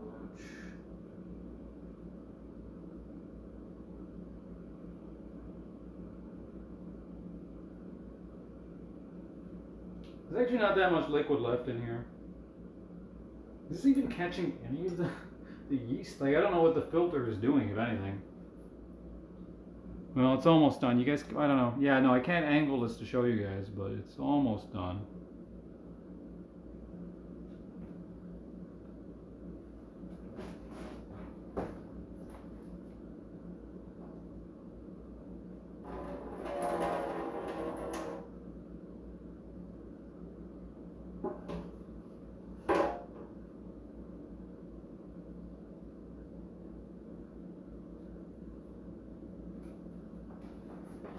I'm just gonna let this sit here for a bit and see if it clears out. You know, I have a better idea. If you put that in the fridge, the yeast is more likely to settle out. So I'm just gonna put some plastic wrap on it and let it sit in the fridge.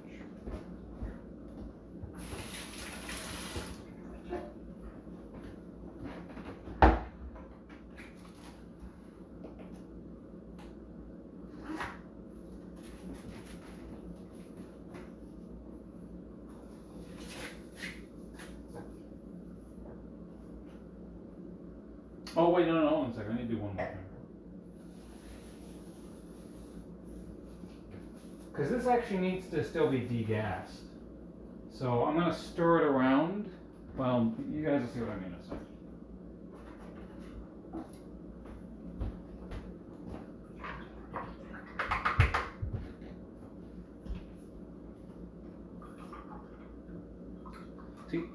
See, once I let the yeast separate from in here, if it does, I can't degas it anymore because that'll just mix the yeast back in here, right? Or mix it up again, right? So we're just going to go ahead and stir this around real quick.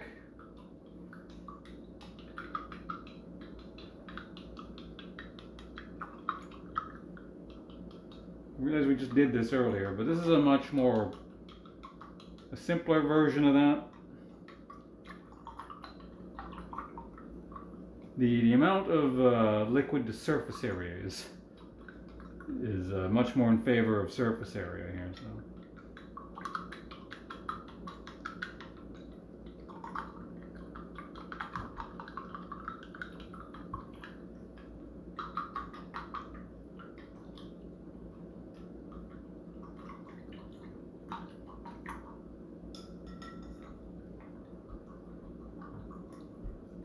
Whoa. Spilled a bit.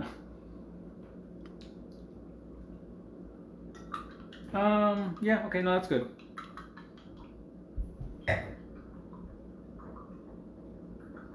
I say as I start, for another 30 seconds, but whatever.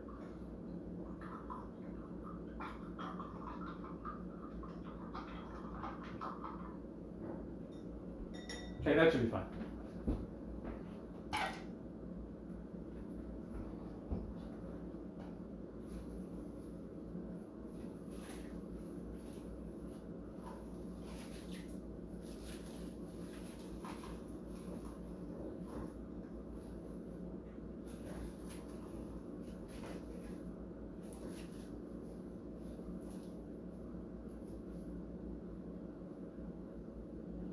Alright, we can have a nice drink maybe later tonight.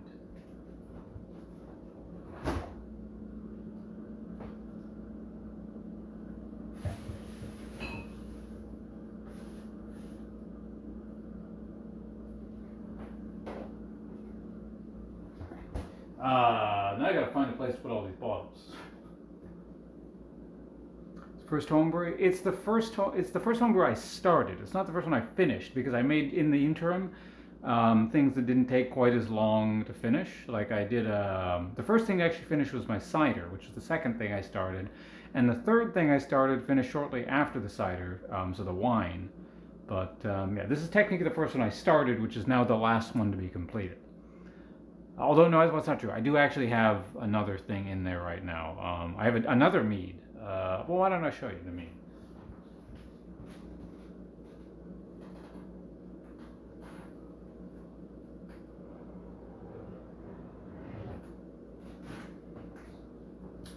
So this is what the mead looks like early on. Murky and just gross looking. This is a different kind of mead. This is spiced. This is a metheglin. So this is spiced with cinnamon, allspice berries, and cloves.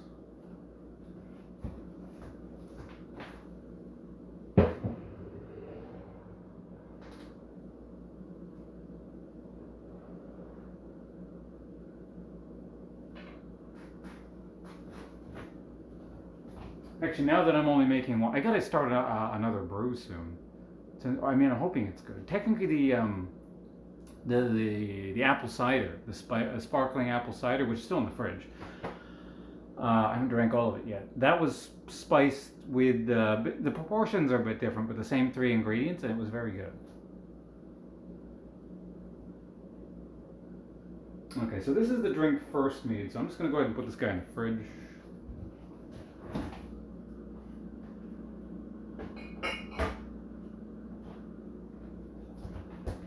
The rest of these can just sit out somewhere.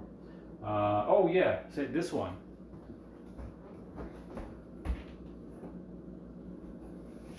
This one's got a fancy paper thing I can put it into.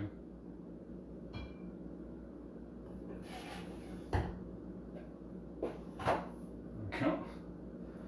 Now some of these I'm going to be getting away. Like that one and that one.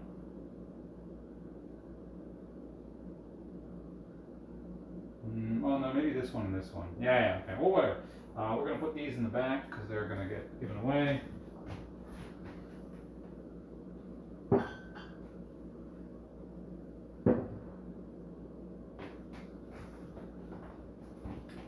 This one is for home drinking.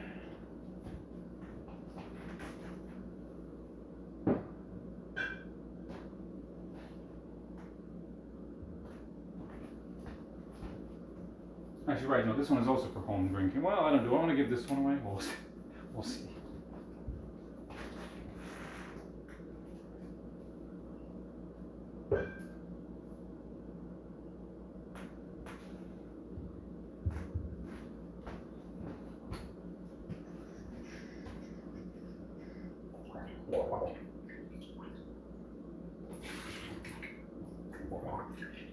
I guess I'll rinse this out just a little bit. I'm not gonna wash it. I'm just getting some of the alcohol smell out.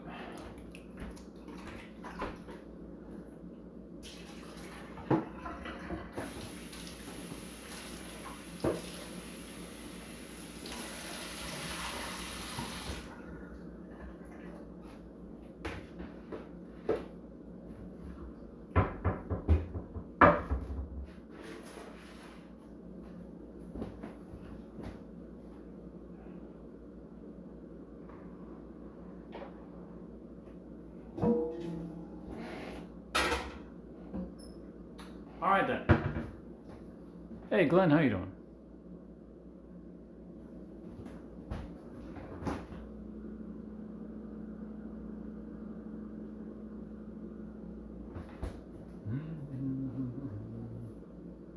Oh yeah, this is not clean either.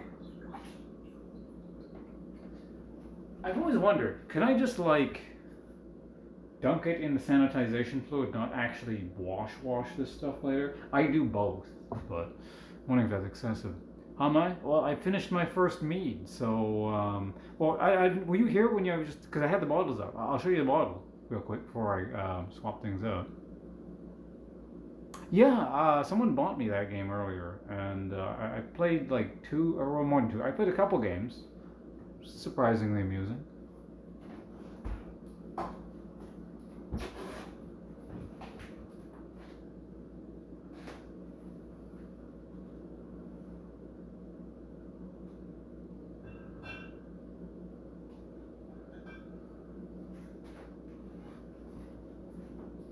So this is the finished product here.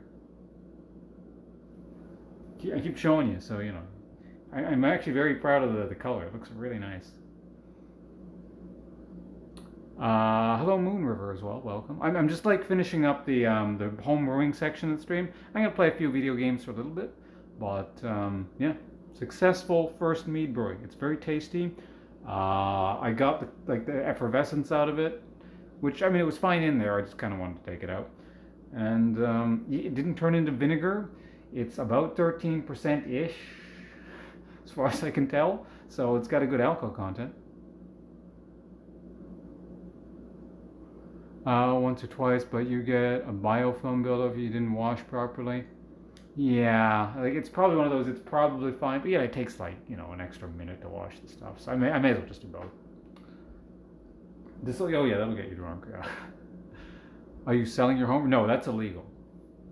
Even if I was selling it, I wouldn't be able to tell you because then I get banned on Twitch, and also would probably result in legal problems if someone sends it to police. But anyway, the point is, I'm not selling it. Like, I'm not that desperate for money, not yet anyway.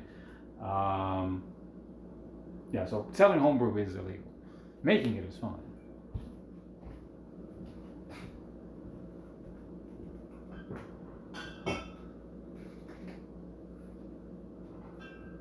I'm just putting the things away, or I'm putting the bottle away. I'll be right back.